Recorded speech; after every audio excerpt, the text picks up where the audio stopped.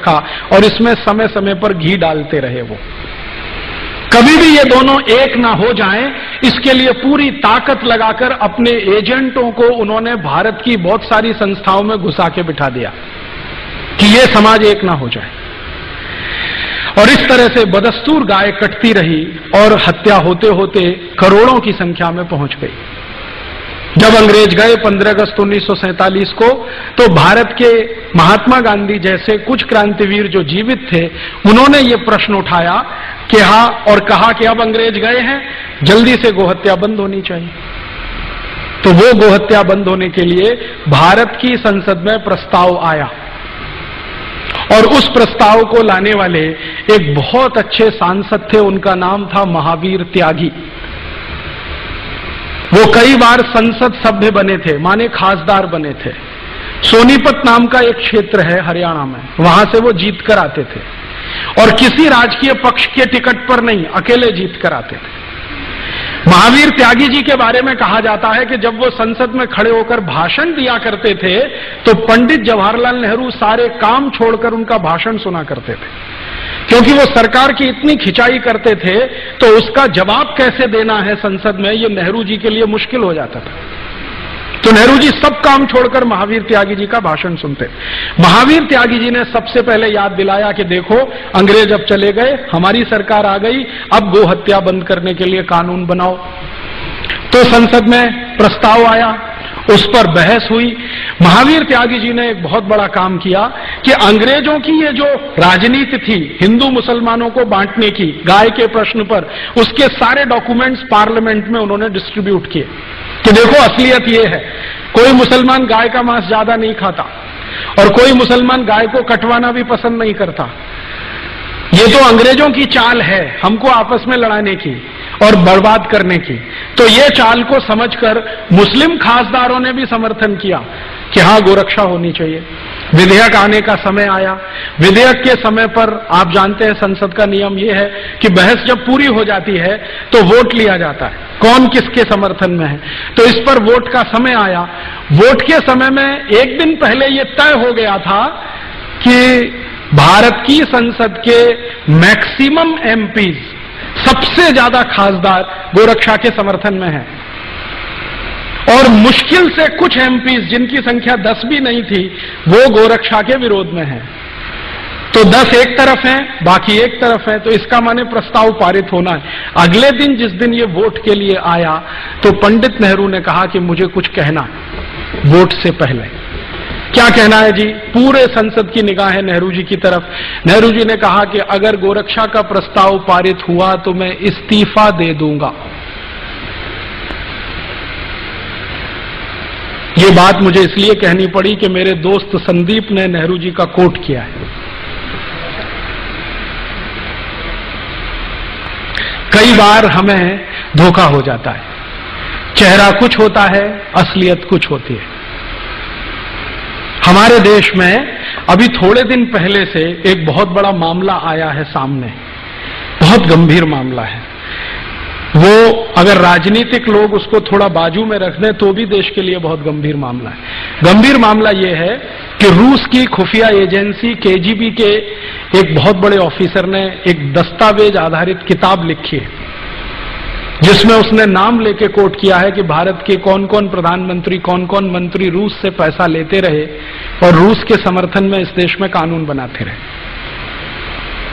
उस किताब में मित्रोखिन नाम का वो ऑफिसर है, उसने लिखा है कि भारत में प्रधानमंत्रियों का मुखौटा कुछ होता है, कार्य कुछ होता है। ये बात आपको समझ में आए इसलिए मैंने सुना है कि नेहरू जी आजादी के पहले भाषण दे रहे हैं कि कत्ल खानों के सामने से गुजरता हूं तो मुझे घिन आती है, 1 मिनट में खड़ा नहीं रह सकता, चील कौए मंडराते हैं, मेरी आत्मा मुझे कचोटती है।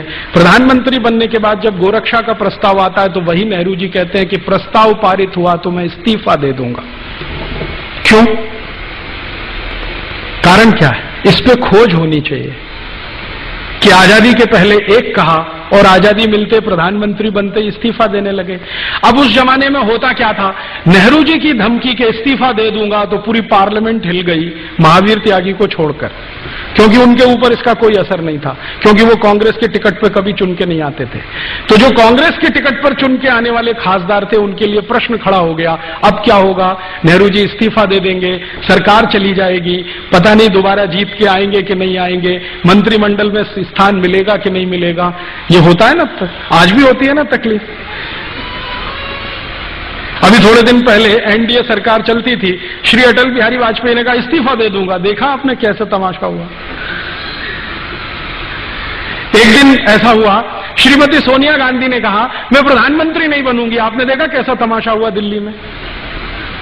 ऐसे ऐसे खासदार, बंदूक तमंचा, मैं अभी आत्महत्या कर लूंगा क्योंकि सोनिया गांधी हमारी वो प्रधानमंत्री नहीं बन रही है। थोड़े दिन के बाद क्या हुआ? वो वहां चले गए, वो वहां चले गए। किसी ने आत्महत्या किया क्या? सोनिया गांधी प्रधानमंत्री नहीं बनी, फिर भी किसी ने आत्महत्या किया क्या? राजनीति में चेहरे कुछ होते हैं, मुखौटे कुछ होते हैं। इतने सारे उदाहरण मैं आपको दे रहा हूं एक ही बात समझाने के लिए, मुखौटे कुछ होते हैं, चेहरे कुछ होते हैं। बिल्कुल जरूरी नहीं है कि कोई बात जो कह दी है उन्होंने पब्लिकली उस पर वो टिकेंगे, क्योंकि हिंदुस्तान की राजनीति का यही सबसे बड़ा दुर्गुण है।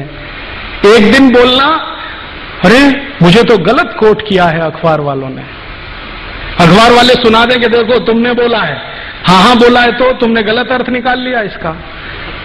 अब कितने अर्थ होते हैं किसी शब्द के, ये पॉलिटिशियन से आप पूछिए।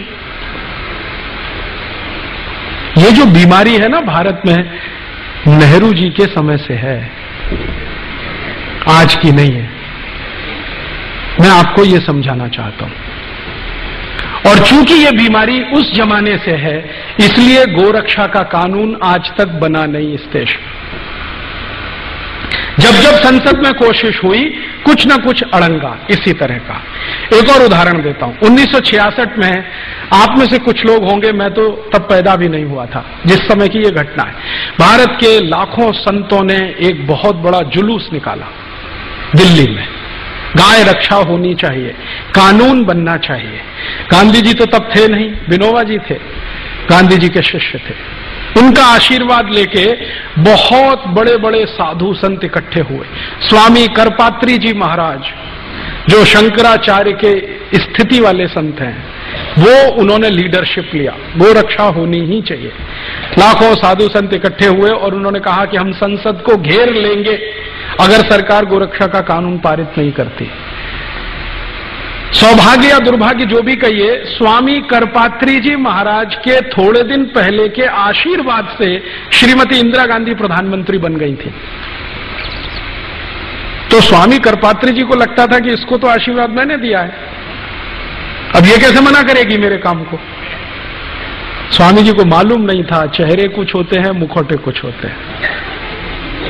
अच्छा, विनोबा जी ने भी आशीर्वाद दिया था, आपको मालूम है, श्रीमती इंदिरा गांधी को। इंदिरा गांधी जब प्रधानमंत्री बनी थी तो उनकी पॉलिटिकल पोजीशन बहुत कमजोर थी।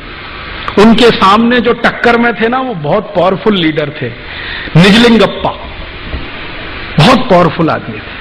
पूरा दक्षिण भारत उनके समर्थन में खड़ा था और तय था कि ये प्राइम मिनिस्टर बनेंगे। निजलिंगप्पा को अड़ंगी लगाकर श्रीमती गांधी प्रधानमंत्री बनी थी। तो बहुत सारे संतों से आशीर्वाद लिया था, तो करपात्री जी ने भी दे दिया, विनोबा जी ने भी दे दिया। अब प्रधानमंत्री बनते ही याद दिलाया विनोबा जी ने, वो काम करो ना मेरा, वो हत्या बंद करने के लिए कानून लाओ। तो कहा बाबा अभी थोड़े दिन संभालने तो दो। तो बाबा ने कहा कितना दिन लगेगा संभालने में। तो दिन बीतते गए और करपात्री जी महाराज का धैर्य चुक गया, तो उन्होंने एक बहुत बड़ा जुलूस निकाल दिया, सरकार को घेरना है, संसद को कॉर्डन कर देना है, कोई अंदर जाएगा नहीं, कोई बाहर आएगा नहीं जब तक गोहत्या बंद नहीं होती। आप जानते हैं क्या हुआ? जिन करपात्री जी महाराज के आशीर्वाद से श्रीमती गांधी प्रधानमंत्री बनी थी, उन्हीं के ऊपर श्रीमती गांधी ने गोली चलवाई और एक नहीं सैकड़ों साधु उसमें मर गए। लेकिन गो हत्या नहीं रुकी, वो वैसे ही चली। उसके बाद स्वामी करपात्री जी ने, उनके शिष्य बताते हैं, मैंने कभी उनसे सीधे बात नहीं की, स्वामी करपात्री जी ने श्राप दे दिया और वो ये कहते हैं कि उसी श्राप का दुष्परिणाम है कि जिस तरह से श्रीमती गांधी ने गोलियां चलवाकर मरवाया था गोरक्षा भक्तों को, उसी तरह से श्रीमती गांधी मारी गई।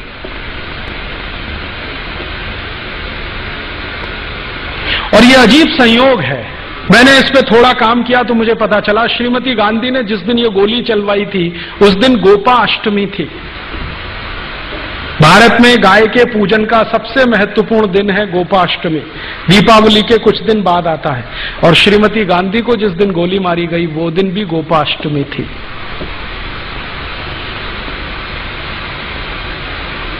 ये सब हुआ लेकिन गो हत्या नहीं रुकी। विनोबा भावे जिन्होंने आशीर्वाद दिया था श्रीमती गांधी को, वो जीवन के अंतिम दिनों में डिप्रेशन में चले गए। इतने डिप्रेशन में चले गए कि उन्होंने आत्महत्या कर ली, खाना पीना छोड़ दिया, जैन संतों की भाषा में कहूं तो संथारा ले लिया, और कॉन्स्टिट्यूशन की भाषा में कहूं तो आत्महत्या कर ली। इतने डिप्रेशन में गए विनोबा जी। और विनोबा जी बार बार एक प्रश्न पूछते थे कि मैं कोई बहुत बड़ी मांग नहीं कर रहा हूं, एक छोटी सी मांग है कि गाय का कत्ल बंद करा दो। कोई बहुत बड़ी मांग नहीं है, संसद के सब सदस्य मानते हैं, मेजॉरिटी संसद इसके साथ में है। और उन्होंने कहा कि गाय का कत्ल बंद हो जाए तो ये देवनार कत्ल खाना बंद हो जाए जो मुंबई में चलता है, जिसमें 26,000 जानवर आज रोज कट रहे हैं, उस समय 11,000 कटते थे। छोटा सा प्रश्न था, नहीं हुआ और वो वहीं छूट गया। उसके बाद अभी थोड़े दिन पहले जब एनडीए सरकार आई तो बड़ी मुश्किल से एक बिल तैयार करके संसद में पेश किया गया कि गाय की हत्या तुरंत रुकनी चाहिए, कानून तुरंत बनना चाहिए। सवेरे बिल पेश किया गया, शाम को वापस ले लिया। श्रीमान अटल बिहारी वाजपेयी की सरकार ने सवेरे विधेयक पेश किया सरकार की तरफ से, शाम को वापस ले लिया, ये कहते हुए कि इस पे बाद में बहस होगी। मैं आपको ये सुनाकर क्या कहना चाहता हूं, हिंदुस्तान में गाय का कत्ल बंद हो जाए ये हमारी सद इच्छा है, लेकिन गाय का कत्ल चलता रहे उसके लिए कोई बहुत बड़ा षड्यंत्र है, वो समझना जरूरी है। हमारी तो सदिच्छा है कि गाय का कत्ल नहीं होना चाहिए, लेकिन कोई बहुत बड़ा षड्यंत्र है इस देश में जो गाय के कत्ल को लगातार चालू रखना चाहता है। जब भी संसद में इस तरह की बहस होती है कुछ ना कुछ इस तरह के सवाल खड़े हो जाते हैं। एक दिन तो मैं खुद संसद की दर्शक दीर्घा में था, उस दिन बहस हो रही थी इसी गोरक्षा के प्रश्न पर। मैं गया था कि आज देखें सांसद कौन किस समर्थन में है, कौन किस पक्ष में। सारे सांसद एक बाजू में स्वर से बोल रहे हैं कि गोरक्षा होनी चाहिए। मुस्लिम सांसद जीएम बनात वाला ने कहा कि अगर बिल पास होता है तो पहला वोट मेरा, गोरक्षा के समर्थन में। उनके साथ दूसरे मुस्लिम सांसद खड़े हो गए, हमारी आपत्ति नहीं है, आप कानून बनाइए। अभी एक महिला खड़ी हो गई, उसका नाम है सुश्री ममता बनर्जी। उसने कहा गाय का मांस खाना मेरा मौलिक अधिकार है, उसका क्या होगा?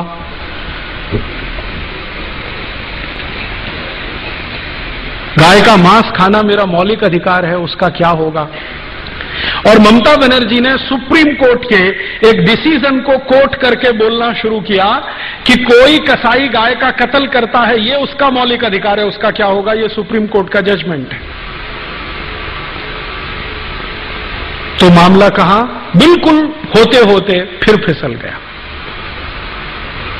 इसी तरह से एक बार और हुआ, हमारी संसद में सब तय हो गया कि गोरक्षा का बिल पास ही हो जाना चाहिए, सब हो जाना चाहिए। एक महामहिम भारत देश में राष्ट्रपति पद का चुनाव लड़े हुए एक व्यक्ति जीजी स्वेल खड़े हो गए कि मैं गाय का मांस खाता हूं, मेरा क्या होगा? तो मैंने उनको एक खत लिखा था जिसका जवाब उन्होंने नहीं दिया। मैंने कहा आप गाय का मांस खाते रहिए अपने घर में काट के, ये कत्ल खाने तो बंद होने दीजिए। आपको गाय का मांस खाना है, आप अपने घर में कत्ल करिए, काटिए, उसे खाइए। आप में हिम्मत है तो अपने घर में गाय को काटिए, खाइए। आपकी बीवी बच्चे भी आपको देखें उसको काटते हुए, खाते हुए, पड़ोसी भी देखें आपको काटते हुए, और अगली बार आप राष्ट्रपति पद का चुनाव लड़ें तो सबको पता तो चले कि ऐसा व्यक्ति इस देश में राष्ट्रपति बनना चाहता है। जवाब नहीं दिया उसके बाद, क्योंकि इस तर्क में क्या बुराई है? आपको गाय का मांस खाना है, ठीक है, खाइए ना, घर में काटिए खाइए। ये कत्ल खाने क्यों चाहिए आपको? ये तो आपके मांस की सप्लाई नहीं करते, ये तो एक्सपोर्ट करते हैं सबका सब। आप खाना है तो घर में काट के खाइए। उसके बाद बंद हो जाती है सारी बहस। पिछले आजादी के 58-59 सालों में संसद में 4 बार गंभीरता से गोरक्षा पर बहस हुई है, प्रस्ताव पारित होने तक आया है, वोट करने तक नौबत आई है, लेकिन किसी न किसी कारण से वो अटकता गया है। कभी पंडित नेहरू के इस्तीफा देने की धमकी के कारण, कभी हमारे देश में सुश्री ममता बनर्जी जैसे खासदारों के ये कहने के कारण कि मैं गाय का मांस खाती हूं, मेरे मौलिक अधिकार का क्या होगा, कभी जीजी स्वेल के कारण, और कभी सवेरे विधेयक पेश किया और शाम को बहस करेंगे दोबारा, ये श्री अटल बिहारी वाजपेयी के बयान के कारण। हर बार ये हुआ है। मैंने इसको समझने की कोशिश की है कि आखिर गाय की रक्षा में ऐसा कौन सा प्रश्न है, या जानवरों की रक्षा में ऐसा कौन सा प्रश्न है जो भारत की संसद इसको होने नहीं देना चाहती।